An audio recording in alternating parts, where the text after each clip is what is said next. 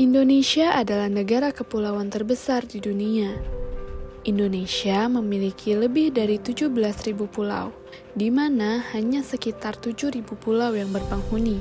Sumatera, Jawa, Kalimantan, Sulawesi, dan Papua merupakan pulau utama yang ada di Indonesia.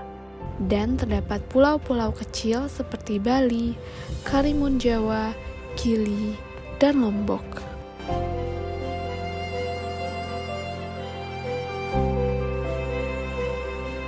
Bhinneka Tunggal Ika bermakna beraneka ragam tetapi satu, merupakan logo nasional Republik Indonesia dan menggambarkan masyarakat Indonesia yang majemuk namun tetap satu.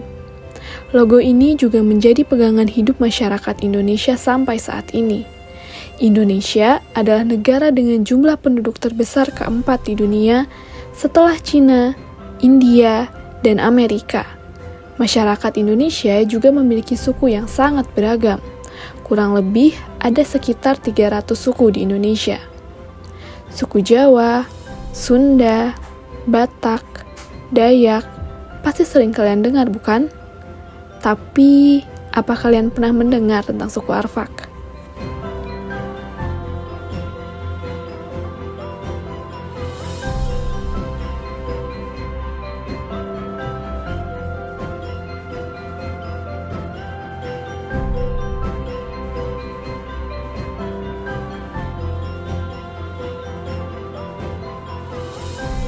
Suku Arfak adalah orang-orang yang tinggal di pegunungan Arfak, yang termasuk ke dalam wilayah Provinsi Papua Barat dengan posisi ketinggian mencapai 2.950 mdpl di pegunungan Arfak.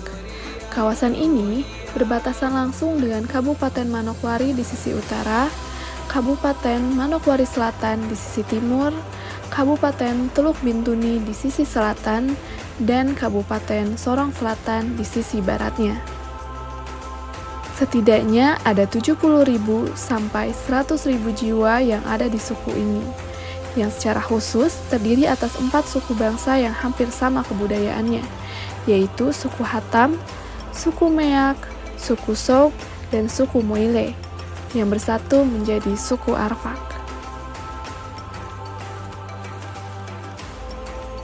Suku-suku itu telah menghuni kawasan pegunungan Arfak dengan pembagian wilayah yang jelas.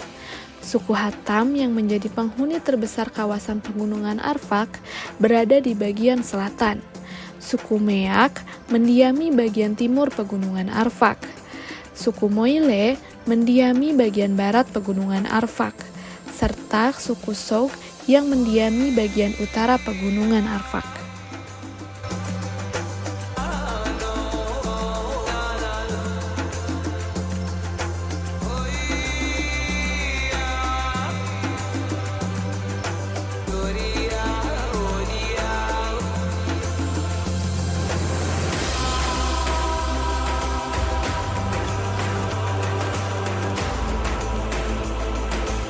Setelah kita mengetahui suku Arfak, yuk kita bahas 7 unsur kebudayaan yang ada di suku ini.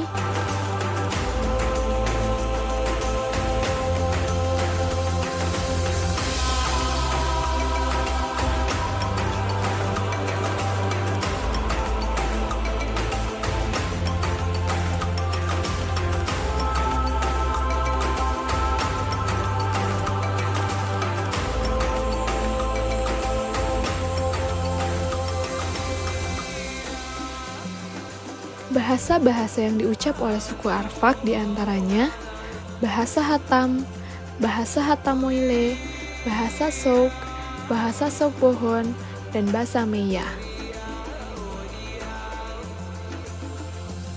Alaninya ngetakin nok bendei, nok gini. Mua gom dim sawingan nyedemi ngoisi. Api netyo heg benok pie. Api hanya itu dihamen nendati. Namun, saat ini sudah banyak orang Arfak yang berbahasa Indonesia, pastinya dengan dialek daerahnya. Waktu kecil itu, mama udah masak itu, don duduk sama mama baru lihat mama masak. Waktu itu ini PW punya hari-hari, hari besar, ini Natal, semua.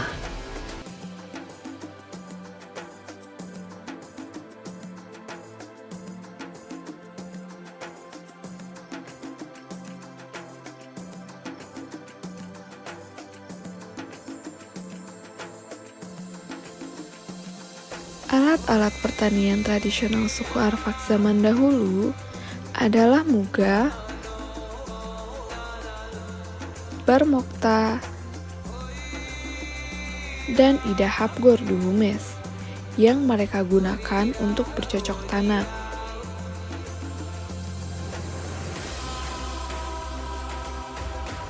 Sedangkan untuk peralatan dapur, mereka banyak memanfaatkan bahan dari alam, seperti kulit kayu, bambu, dan dedaunan.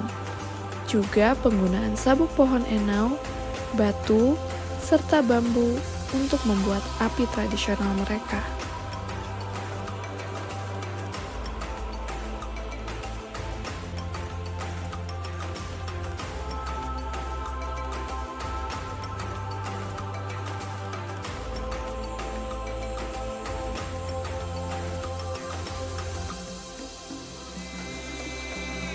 Senjata atau alat perang tradisional suku Arfak adalah panah-panah atau busur dan tombak panah yang terbuat dari bambu, tali rotan, dan nimbun.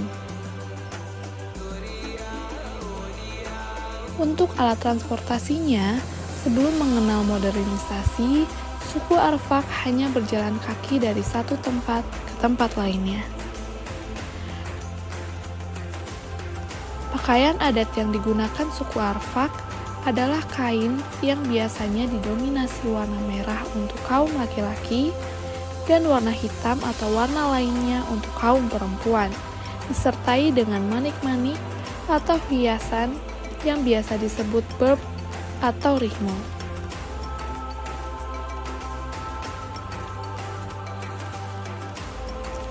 Dan rumah adat suku Arfak adalah rumah kaki seribu, yang merupakan rumah adat berbahan kayu, kulit kayu, dan batang pohon. Juga rumput alang-alang atau daun sagu atau daun nimbun untuk atapnya. Dicirikan dengan hanya terdapat 2 pintu, tanpa jendela, dan dengan tiang-tiang panjang dan banyak untuk menompang disertai dengan tangga. Bapak, rumah ini dari kayu apa? Ini kayu khusus yang harus dia kuat dan tidak gampang untuk patah, tidak gampang untuk lapuk, supaya dia menahan. Jadi dia punya ini tangganya, tangga dia lurus dengan pintu. Pintu juga 2, satu ke belakang, satu depan. Terus dia punya kenapa disebut rumah kaki seribu, karena dia punya tiang-tiang utamanya banyak, yang utamanya itu yang kelihatan besar-besar yang ada di bawah kolong. Terus dia punya tiang-tiang penyangga ya, itu yang banyak di sekeliling ini. Disertai dengan ada yang kotak-kotak yang untuk kasih skor dan juga sekaligus penahan, supaya rumah itu tetap kuat dan tetap tahan terhadap gempa maupun terhadap angin. Berarti tidak memakai kayu yang sembarang ya Bapak? Ya, kayu benar. khusus. Ya. Jadi ini sudah dia punya tangganya. Kita akan naik dan bisa lihat Siapa? di dalam. Silakan Mari. Bapak. Ya. Biasa kami punya tete, nenek moyang kami. Biasa rumah kaki seribu yang sebesar ini sekitar 5-10 kota kita keluarga, kepala keluarga yang tinggal. Jadi di sebelah sini khusus untuk laki-laki. Sebelah sini Bapak? Sebelah sini. Sini. Ini semua, pokoknya batas itu sampai ke sini semua ini khusus laki-laki. Ini para-para. Para-para. Ya, ini kalau saya mau menghangatkan badan, ya saya naik. Ya, saya tidur di sini. Oh gitu ya Bapak. Tidur sambil bakar api di bawah. Apinya besar atau kecil? Api Bapak? besar. Besar. Supaya badan hangat. Oh, iya. Sampai suhu panas sekali harus geser. Dan sampai terbakar. Iya. Geser. Engkau mau tidur begini atau tidur ke atas begini atau begini atau begini atau tidur begini, tergantung. Capek tinggal ganti-ganti posisi. Nah ini untuk khusus untuk apa? Para-para. Para laki-laki. Kalau yang di atas ini apa Bapak? Yang ini untuk kayu bakar. Kayu bakar. Oh jadi Kayu bakar yang kita baru bawa tidak bisa bakar langsung, nanti membuat asap. Oh.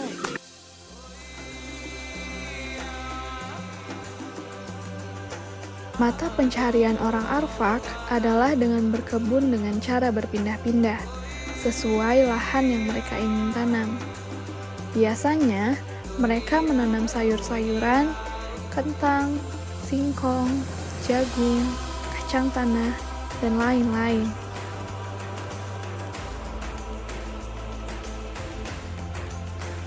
Banyak macam yang kami tanam.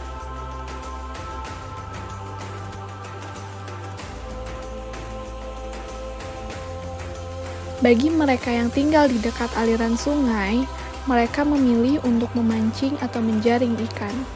Juga mata pencaharian tambahan seperti berburu hewan-hewan untuk mereka jual ataupun sebagai makanan mereka.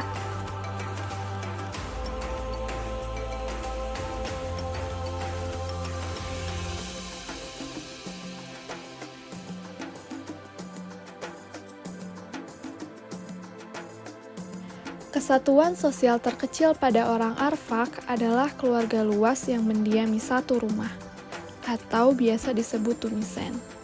Biasanya terdiri dari keluarga ayah, juga keluarga anak yang sudah menikah. Selanjutnya, ada klan dan cabang klan yang biasanya mendiami satu kampung, karena keterikatan satu nenek moyang, yang ditarsir menurut garis keturunan ayah atau patrilineal.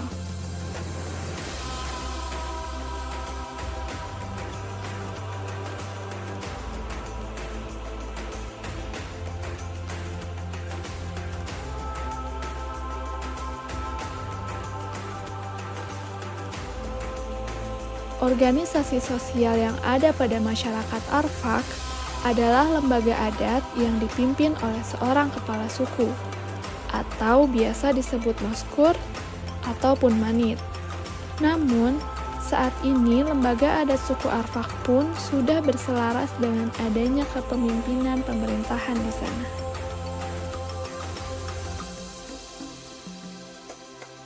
Masyarakat Arfak banyak mengimplementasikan interaksi mereka dengan alam sebagai pandangan ilmu pengetahuannya. Sebelum modernisasi, mereka banyak mengamati hal-hal yang ada di alam dan mengaitkannya dengan hal-hal mistis yang berkaitan dengan roh. Juga memanfaatkan segala yang ada di alam untuk apa yang mereka butuhkan, sesuai dengan pengalaman mereka.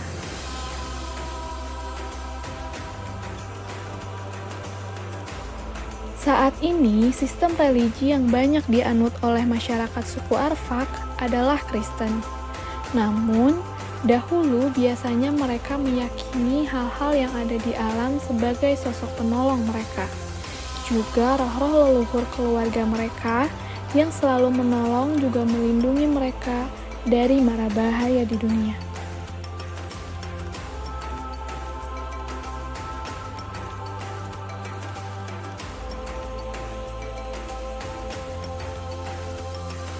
Ekspresi kebudayaan orang Arfak biasanya dengan bernyanyi dan berdansa. Salah satu tarian yang sering mereka lakukan adalah tarian tumbuh tanah, yaitu tarian massal yang dilakukan oleh masyarakat Arfak, mau wanita ataupun pria. Mereka bergandengan tangan dan berhimpit disertai dengan lompatan kaki yang disentakkan ke tanah mengikuti irama lagu yang dinyanyikan. Lagu-lagu yang disenandungkan pun memiliki arti pujian, kepahlawanan, keromantisan, keindahan alam, dan lain sebagainya.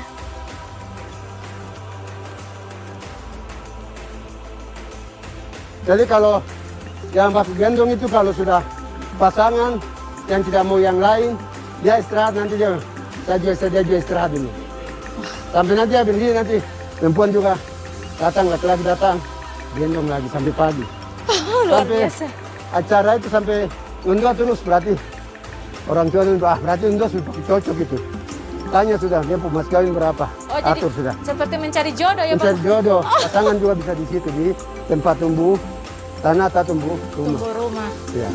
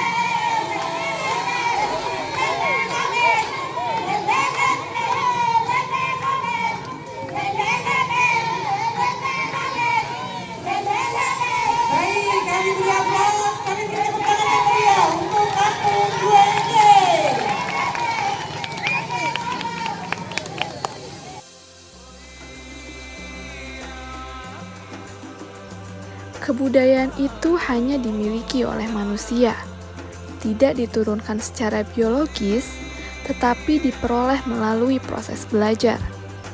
Kebudayaan didapat, didukung, dan diteruskan oleh manusia sebagai anggota masyarakat.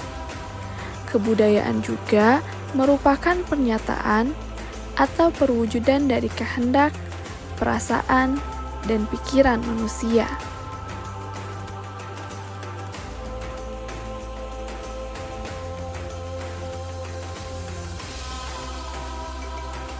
Ragam kebudayaan yang ada di Indonesia membuat negara kita unik juga kaya akan kebudayaan yang indah. Tugas kita sebagai penerus bangsa adalah terus senantiasa melestarikan dan menjaganya. Jangan sampai tergantikan, bahkan hilang akibat derasnya budaya baru yang datang.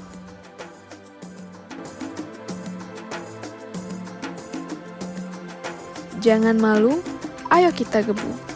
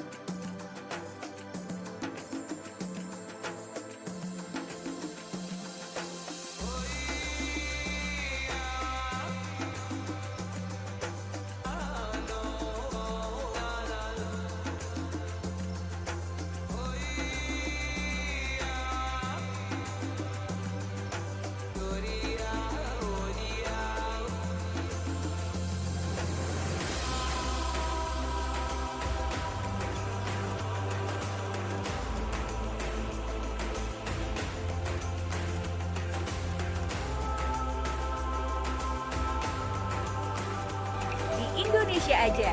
Di Indonesia aja.